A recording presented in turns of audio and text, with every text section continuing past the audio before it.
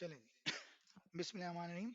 हम स्टार्ट करेंगे unit 4 teaching strategies for elementary education. हमारी कोशिश होगी इसको एज सुन एज पॉसिबल हम कंप्लीट कर लें। इंट्रोडक्शन।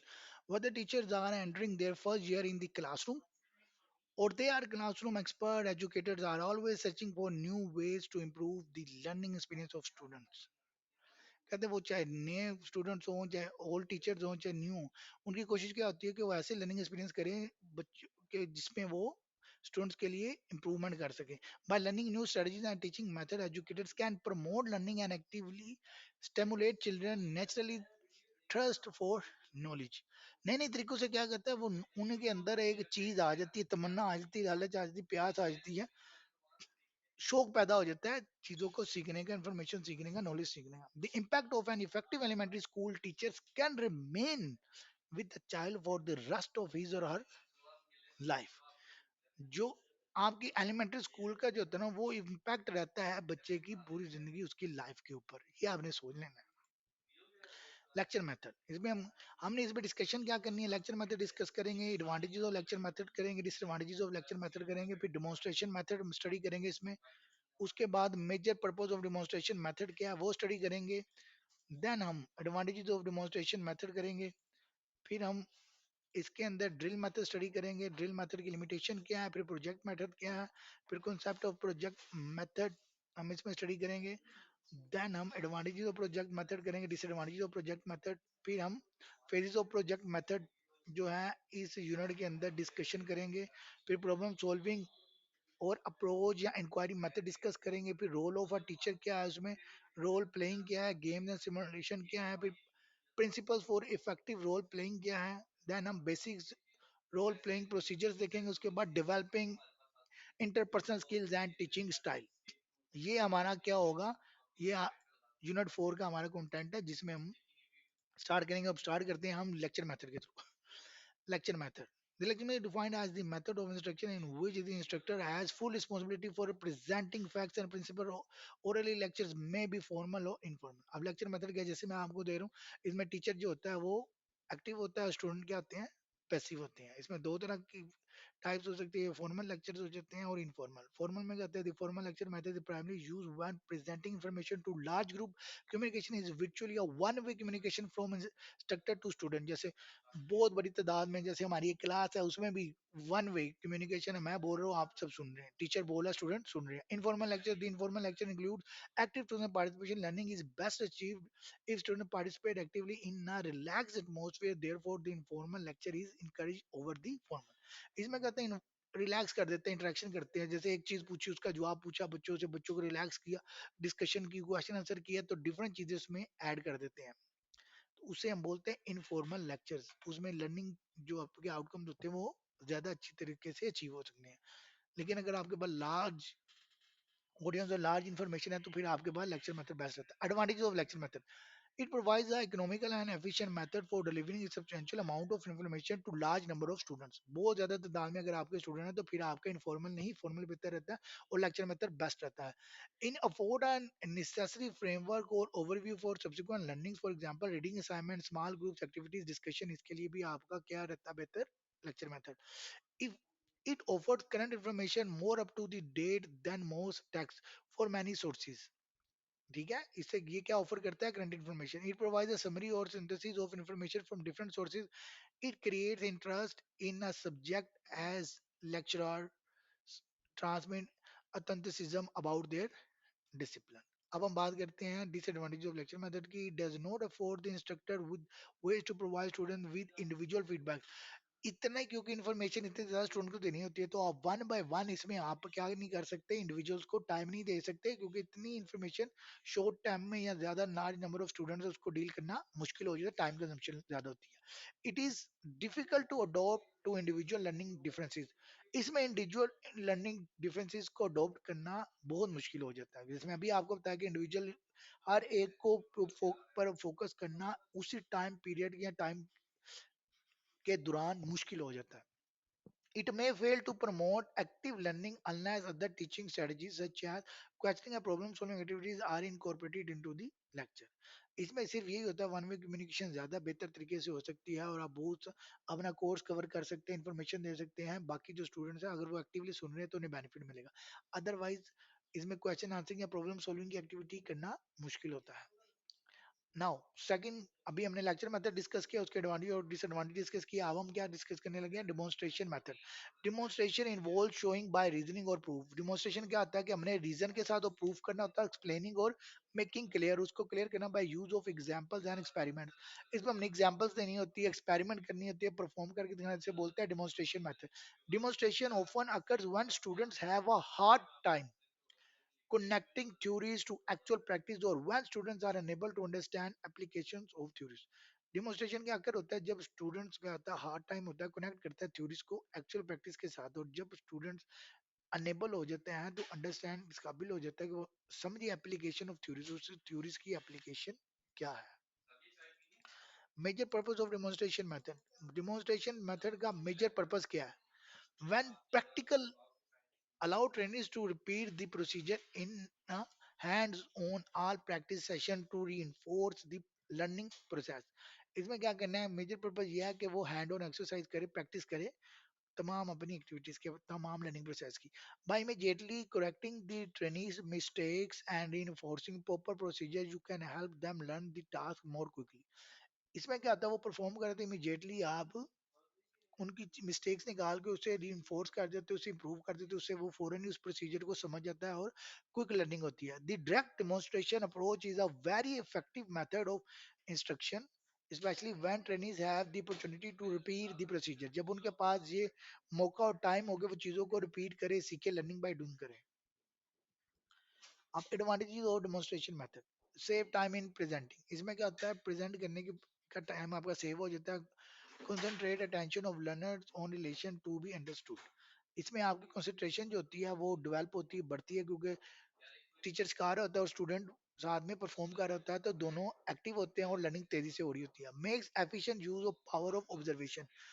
इसमें एफिशिएंटली आपकी जो पावर ऑब्जर्वेशन है, जैसे टीचर परफॉर्म करके दिखा रहे तो स्टूडेंट ज्यादा एक्टिवली ऑब्जर्व करेंगे, फिर वो उसे परफॉर्म करेगा, टीचर ऑब्जर्व करेगा, तो ये चीजें is a means of strong motivation. इसमें क्या था, आपकी मोटिवेशन बहुत ज्यादा स्ट्रॉन्ग होती है। Can be use in training groups और इंडिविजुअल्स। इसको आप ट्रेनिंग के ग्रुप्स में भी यूज कर सकते हैं डेमोन्स्ट्रेशन मेथड को, और इंडिविजुअल्स के साथ भी यूज कर सकते हैं। नेक्स्ट, अभी हमने लेक्चर में उसके एडवांटेज डिसएडवांटेज, फिर हमने डेमोन्स्ट्रेशन मेथड एडवांटेज डिसएडवांटेज और लिमिटेशन स्टडी की है। अब हम ड्रिल मेथड स्टडी करने लगे हैं। The term drill and practice is defined as a method of instruction characterized by systematic repetition of concept, examples and practice problems। क्या मतलब है कि हमने टर्म जो ड्रिल और प्रैक्टिस है इस डिफाइन है, ये मेथड होता है इंस्ट्रक्शन का, characterized by systematic repetition of concept. एक सिस्टमैटिकली आपने रिपीटेशन करनी है किसकी, कॉन्सेप्ट्स की, एग्जांपल्स की और प्रैक्टिस प्रॉब्लम्स की। Drill and practice is the discipline है repetitive exercise used as a mean of teaching and perfecting a skills or procedure. To develop or maintain one specific skills, the sub skills built through drill and practice should become the building blocks or for more meaningful learning. Effective use of drill and practice depends on the recognition of the type of skills being developed and the use of appropriate strategies to develop these competencies। Drill को अगर हम मजीद easy wording में क्या, drill करना या practice करना ये एक डिसिप्लिन है जो रिपीट करता है बार बार एक्सरसाइज को। इसका मतलब है टीचिंग परफेक्टिंग स्किल्स और प्रोसीजर। जो टीचिंग वो क्या कर रहा है, एक स्किल्स को और प्रोसीजर को परफेक्ट करता जाता है। Practice makes man perfect. To develop और मेंटेन वन स्पेसिफिक, किसी की एक स्किल्स को हमने डेवलप करना या मेंटेन करने के लिए सब स्किल्स को बिल्ड करते हैं थ्रू किसके थ्रू, ड्रिल और प्रैक्टिस के through. Effective use of drill and practice depend किस पे कर रहा है, रिकॉग्निशन इसकी पहचान होती है of the type of skill being developed. कौन सी स्किल आपने सीखनी है, और यूज ऑफ अप्रोप्रिएट स्ट्रेटजीज, और उसको सीखने के लिए आप कौन सी मुनासिब स्ट्रेटजीज अपना रहे हैं to develop these competencies. Limitation of drill and practice की, इनकी अब लिमिटेशन क्या है। Teacher need to make sure that when having student practice there is a clear link between concept and action. उन्हें पता होना चाहिए कि जब भी बच्चा कोई काम करने लगा है, कोई ड्रिल या प्रैक्टिस करने लगा है, तो उसके कॉन्सेप्ट और उसके एक्शन क्लियर होने चाहिए। Student must be able to relate what they are doing to what they are learning. वो इस काबिल होना चाहिए कि वो रिलेट कर सके कि वो क्या करने जा रहा है और वो क्या सीखने जा रहा है. Similarly, drills are not effective when students are not prepared enough. They will not be able to maintain a pace if they are still unclear about concept. अगर वो concept के बारे में क्लियर नहीं होगा तो वो मेंटेन भी नहीं कर पाएगा अपनी पेस को और चीज़ों को समझ नहीं पाएगा. लेक्चर, डिमॉन्स्ट्रेशन और ड्रिल और प्रैक्टिस के बाद हम फोर्थ मेथड करने लगे हैं, प्रोजेक्ट मेथड. कौन सा मेथड? Project method. अब प्रोजेक्ट मेथड क्या होता है? Project method is the American origin and is an outcome of Davis philosophy of pragmatism. Oxford Learner Dictionary defined project method as a plan of action. इसे हम क्या कहते हैं? Plan of action, learning by doing. According to Dr. Kilpatrick, a project is a unit of wholehearted, purposeful activity carried on preferably in its naturally setting, and J.A. Stevenson, a project is a problematic act carried to completion in its most natural setting. अपने natural setting में उस problem को हमने complete करना है उसके ऊपर act करके. Concept of project method. अब प्रोजेक्ट मेथड का कॉन्सेप्ट क्या है? The project method also discuss under headings like project work, project approach and project based learning is one of the standard teaching method. It is a sub form of action centered and student directed learning and an enterprise in which children engage in practical problem solving for a certain period of time. In project method, teaching and learning are considered from the child's point of view, and in this method, knowledge and skills are learned by people through practical handling of problem in their natural setting. अब project में तो देखा जाए तो understand करने के लिए आपका प्रोजेक्ट वर्क हो गया, प्रोजेक्ट अप्रोच हो गया, प्रोजेक्ट बेस्ड लर्निंग होगी. इसमें आपने करना क्या, ये स्टूडेंट एक्शन सेंटर्ड होता है और स्टूडेंट डायरेक्टली लर्न कर रहा होता है. कोई प्रोजेक्ट दे दिया, कोई प्रोजेक्ट का वर्क दे दिया, प्रोजेक्ट की अप्रोच दे दिया, प्रोजेक्ट का टास्क दे दिया, उसको स्टूडेंट ने परफॉर्म करना होता है और वो डायरेक्ट सीख रहा होता है. Advantages of project method क्या है? The project method is based on sound psychological principles and laws of teaching which provide scope for independent work and individual development. इसमें क्या होता है? प्रोजेक्ट दे दिया हर किसी को, हर स्टूडेंट को अलग अलग प्रोजेक्ट दे देते हैं और उसका एक स्कोप डिफाइन कर देते हैं. हर इंडिविजुअल उस काम को करता है और उसकी इंडिविजुअल डेवलपमेंट हो रही होती है. It promotes habits of critical thinking and encourage the student to adopt problem solving method. ये क्या करता है? क्रिटिकल थिंकिंग और इनकरेज करता है स्टूडेंट को कि वो डोप करे प्रॉब्लम सॉल्विंग मेथड्स को. It has in enhancing social interaction. इससे क्या होता है? आप इनहांस करते हैं सोशल इंटरेक्शन को, इनकैलकुलेट करते हैं spirit of cooperation and exchanging of experiences among student. हर कोई अपना अपना एक्सपीरियंस एक दूसरे का शेयर करता है और एक दूसरे की हेल्प करके प्रोजेक्ट को कंप्लीट करता है. Disadvantages of project method. अब प्रोजेक्ट मेथड की डिफरेंट एडवांटेजेस क्या हैं? 6 disadvantage. Project is uneconomical in terms of time and it is not possible to fit it to the regular time table. ये time table के लिहाज से मुश्किल है, इसलिए आपने कोर्स में देखा होगा तो आपको एक प्रोजेक्ट मिलता है इस चीज को इंडिविजुअल लर्निंग के लिए. It does not provide any training in mathematical thinking and reasoning. ये आपको प्रोवाइड नहीं करता मैथमेटिकल थिंकिंग और reasoning. The learning is incomplete and uniform learning or balanced learning is not possible for all students as each student performs a different activity. इसमें uniformity नहीं होती या एक तरह की चीज नहीं सीखी जाती क्योंकि हर बच्चा अपना काम, उसका हर एक का प्रोजेक्ट दूसरे से डिफरेंट होता है, सबकी एक्टिविटीज डिफरेंट होती है, सबके टॉपिक डिफरेंट होते हैं. Text books and instructional materials are hardly available. इससे रिलेटेड टेक्स्ट बुक और जो इंस्ट्रक्शनल मटेरियल है प्रोजेक्ट के लिहाज से वो बहुत मुश्किल से दस्तयाब होते हैं. It is an expensive method as it makes use of a lot of resources which are not immediately available in the school. ये बहुत ज़्यादा एक्सपेंसिव है और इसकी बहुत सी चीज़ें अवेलेबल नहीं होती स्कूल में. Syllabus can not be completed on time using. इस मेथड को यूज़ करेंगे तो सिलेबस कभी भी ऑन टाइम कंप्लीट नहीं होता. इसलिए स्कूल्स में ज़्यादातर जो चीज़ यूज़ होता है वो लेक्चर मेथड यूज़ होता है. Phases of project method. अब प्रोजेक्ट मेथड के फेजेस क्या है वो डिस्कस करते हैं. Project method teaching involve three phases. तीन फेजेस है. 1 2 3. वन में क्या है? Teacher builds an interest in the topic by encouraging student to share personal relevant stories that act as guidelines to help formulate questions to investigate.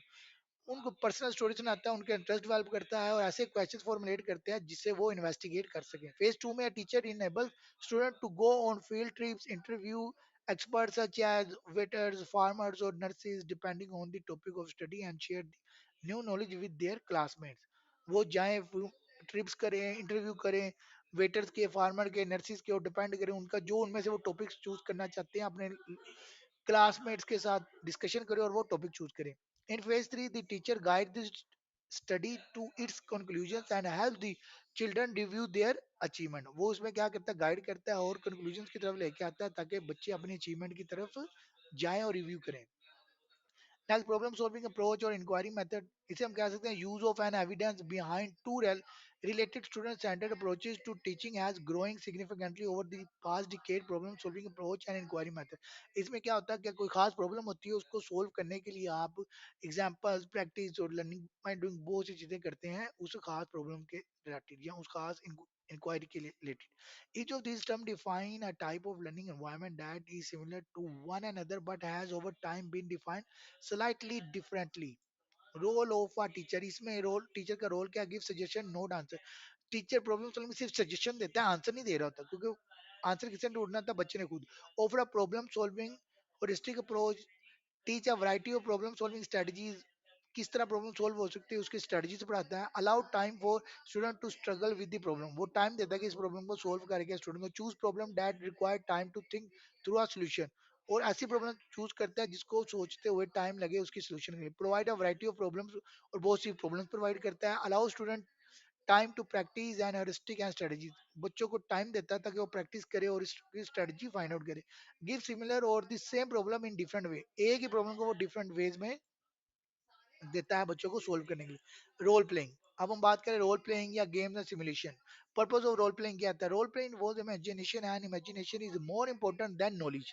जो imagination है वो knowledge से ज्यादा इंपॉर्टेंट है. For knowledge is limited to all we know now and understand, while imagination embraces the entire world and all there ever will be to know and understand. Albert Einstein, Albert Einstein के मुताबिक जो knowledge है वो जानी जाती है, लेकिन जो इमेजिनेशन है वो बहुत ज्यादा पूरी दुनिया को समझने के लिए इंपॉर्टेंट है. Principles for effective role playing, क्या प्रिंसिपल्स है इफेक्टिव रोल प्लेइंग के. As a teaching technique, role playing is based on the philosophy that meaning are people not in words or symbols. If that philosophy is accurate, we must first of all share the meanings, then clarify our understanding. हम पहले meaning share करेंगे, फिर उसको clarify. Basic role playing क्या आती है, prepare class for role play, give clear instruction, act out role plays. Then developing interpersonal skills and teaching style, जिसमें fostering personal relationship with students, या फिर डेवलपिंग इंटरपर्सनल स्किल्स. अल्हम्दुलिल्लाह हमारा ये काम कंप्लीट हो गया है. यूनिट